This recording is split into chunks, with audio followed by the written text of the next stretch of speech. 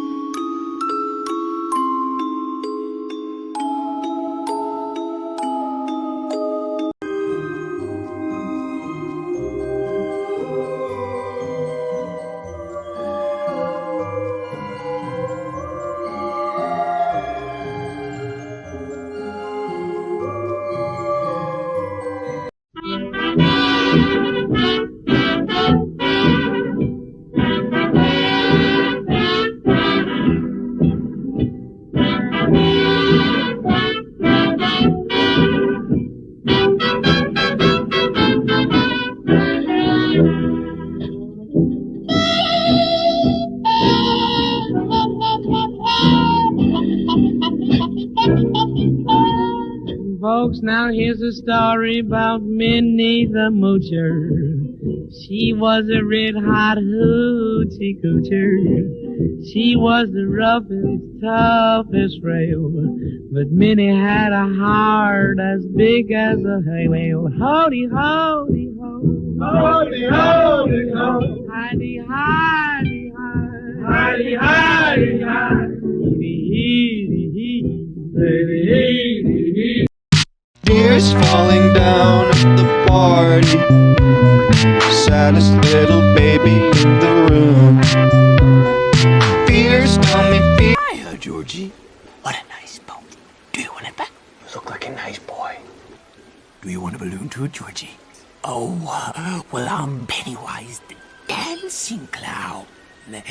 Pennywise? Yes, meet Georgie.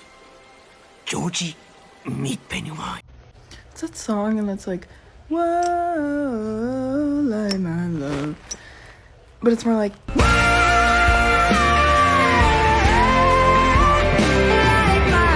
Soca, soca, soca, soca, soca, sem nem ter preocupação. Ele te bota, soca, soca, soca, soca, soca, soca, soca, soca, soca, soca, sem nem. Want a break from the ads? Want a break from the ads?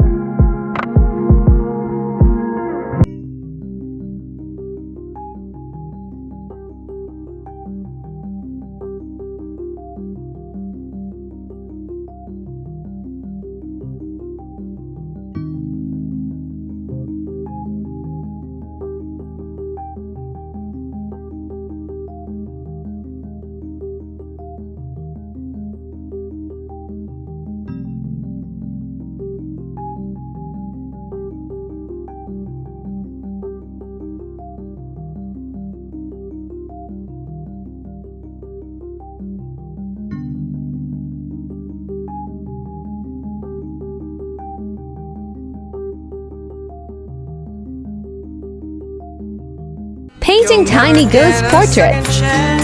Plan all your moves in advance. Stay dead, stay dead, stay dead, stay dead and out of this world. Run fast, don't stand in the sun. There's too much work to be done. You're down, you're down, you're down, you're down and out of this world.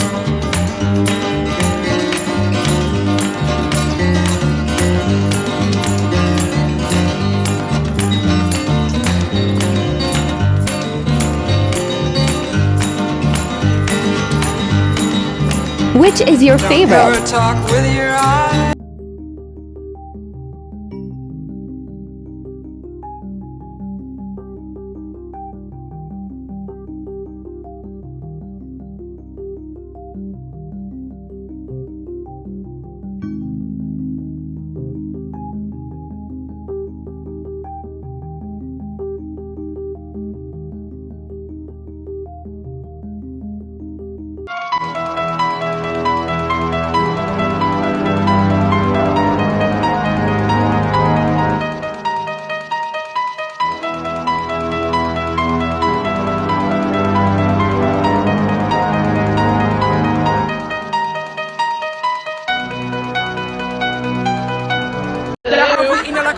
And we cannot escape, we cannot come out.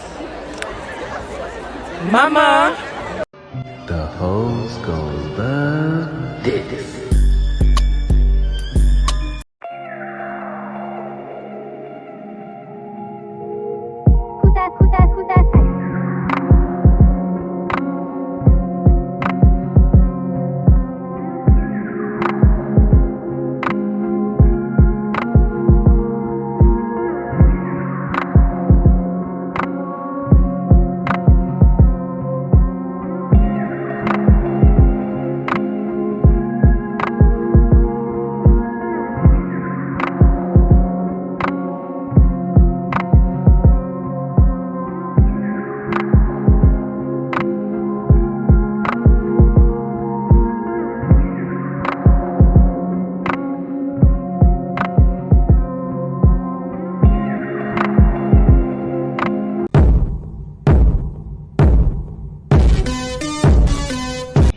Here comes the Boy! Hello, boy! Welcome! Here he comes! There he is! Here comes the boy! Welcome!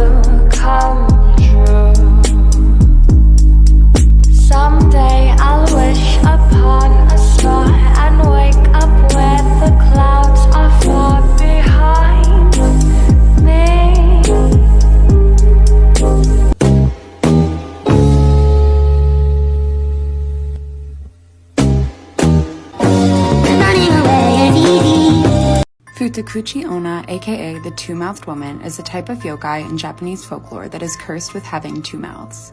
She has a normal mouth at the front and another on the back of her head hidden behind her thick, lustrous hair. The woman's skull splits in two, revealing lips, teeth, and a tongue. In most stories, the woman appears to never eat, but the mouth in the back of her head is ravenous and consumes large amounts of food. There are a few different stories depicting how she got her second mouth. One story tells of a man who was out in the garden chopping wood for a fire when he accidentally swung his axe and embedded it into the back of his wife's head. Oopsies! The woman survived this, but the open wound never healed and instead formed into a grotesque mouth. The woman was in a lot of pain, and the only way to stop it was to feed her deformed mouth. It demanded more and more food and eventually even began to talk, mumbling spiteful and threatening things to the woman.